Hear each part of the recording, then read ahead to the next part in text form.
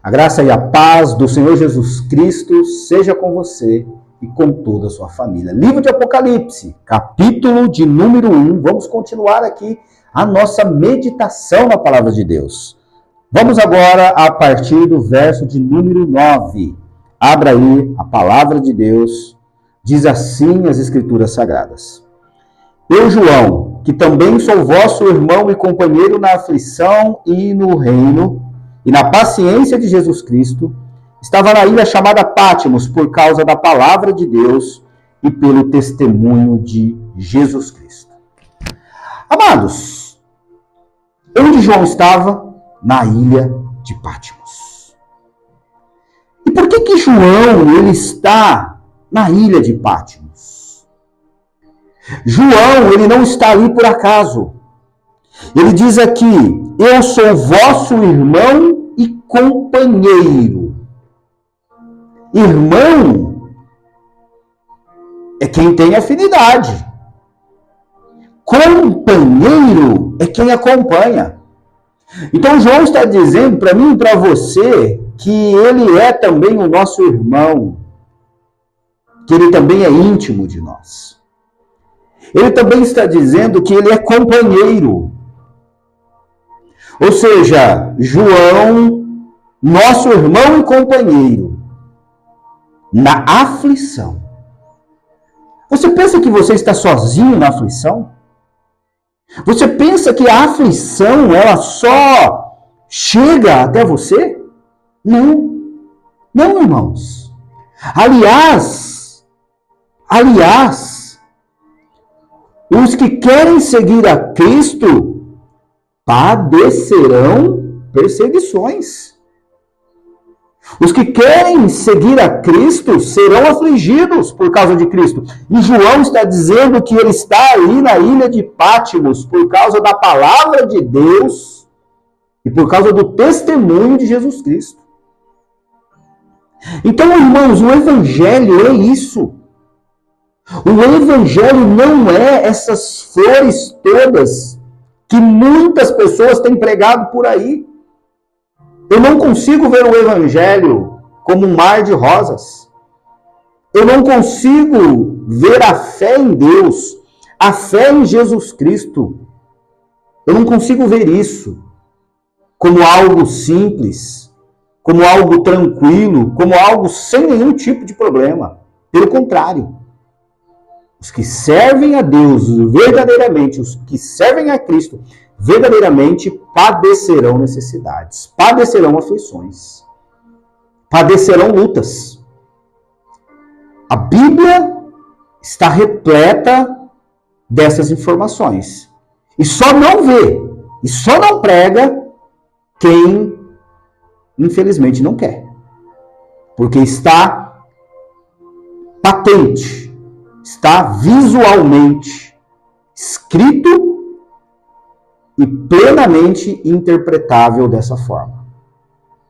Então, João é o nosso companheiro na aflição.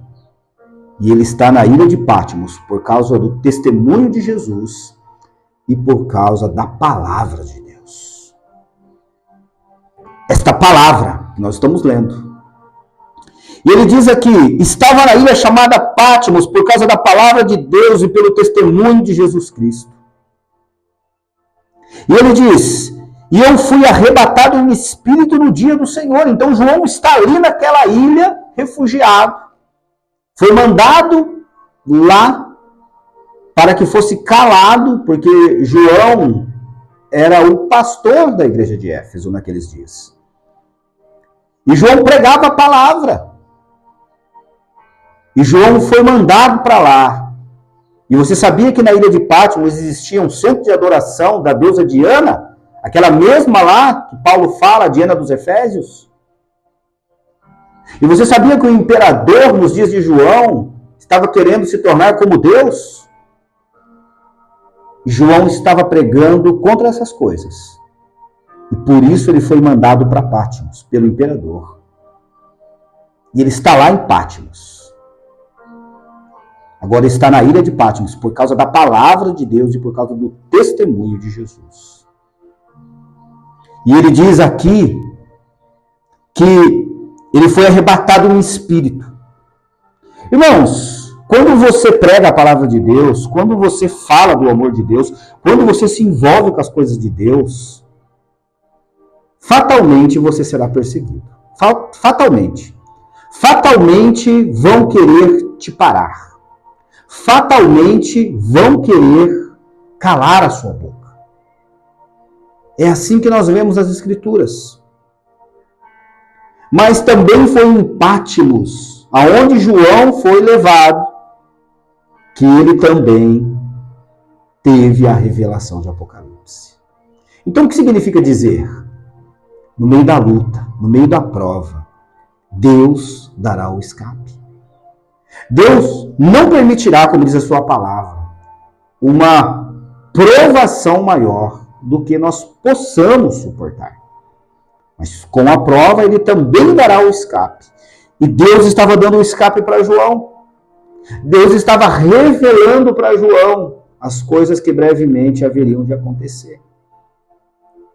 Ele diz aqui: e fui arrebatado em espírito no dia do Senhor, e ouvi de trás de mim uma grande voz como de trombeta. O que era essa grande voz?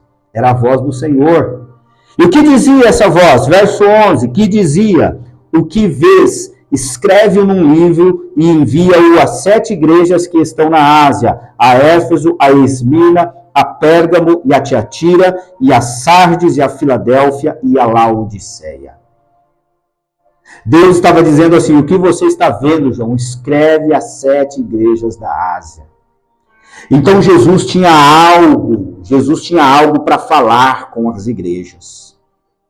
Irmãos, Jesus sempre tem algo para falar com a tua igreja. Jesus sempre tem algo para ministrar à sua igreja. E não era diferente naqueles dias. O Senhor estava dando a revelação a João para que ele falasse às 7 igrejas que estão na Ásia. Verso 12: e virei-me para ver quem falava comigo, e virando-me vi 7 castiçais de ouro. E no meio dos 7 castiçais, um semelhante ao Filho do Homem, com letra maiúscula. Quem é o Filho do Homem? Que estava no meio dos 7 castiçais de ouro. O Senhor Jesus Cristo.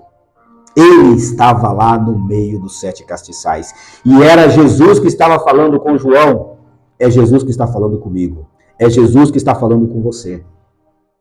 Se você crê, é Jesus que está falando comigo e com você aqui essa manhã.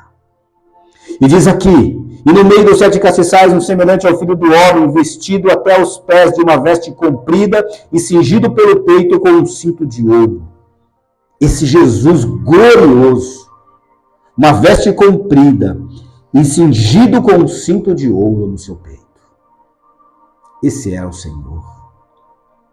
E diz aqui: e a sua cabeça e cabelos eram brancos como a lã branca, como a neve, e os olhos como chama de fogo. E os seus pés semelhante a latão reluzente, como se tivesse sido refinado numa fornalha, e a sua voz como a voz de muitas águas. Este era o Senhor, Jesus, que falava com João. E ele tinha na sua destra 7 estrelas, e da sua boca saía uma aguda espada de 2 fios, e o seu rosto era como o sol quando na sua força resplandece. A glória de Jesus, o rosto de Jesus estava em glória. Você imagina você olhar para o sol na sua glória resplandecente. Você não consegue olhar muito tempo para um sol resplandecente. E assim estava o rosto de Jesus quando João o viu. Então, o ambiente é celestial. A palavra é celestial. A alma de João precisava ouvir essas coisas. João precisava escrever isso. Eu e você precisamos da presença de Jesus todos os dias. Eu preciso da presença de Jesus todos os dias. Eu preciso ter comunhão com Deus. Eu preciso ter comunhão com Jesus.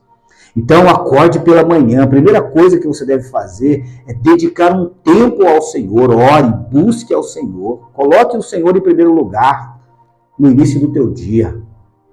Dê para Jesus o melhor de você, das suas forças. Não deixe para você falar com Deus, para você meditar na palavra quando você estiver cansado. Não. Medite quando você está com vigor. Ore quando você está com vigor. Busque a Deus quando você está com vigor. Deus te recompensará. Deus falará contigo. Deus ministrará ao teu coração grandes coisas. E é isso que Jesus está falando com João. Jesus está se revelando a João de uma maneira especial. E ele diz aqui: e ele tinha na sua destra 7 estrelas, e da sua boca saía uma aguda espada de 2 fios, e o seu rosto era como o sol quando na sua força resplandece. E eu, quando o vi, caí aos seus pés como morto, e ele pôs sobre mim a sua destra, dizendo-me: não temas, eu sou o primeiro e o último.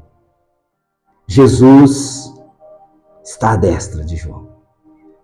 Ele coloca a tua mão direita sobre João e diz: não temas, eu sou o primeiro e o último. Jesus diz para mim e para você: está passando lutas por causa da palavra de Deus?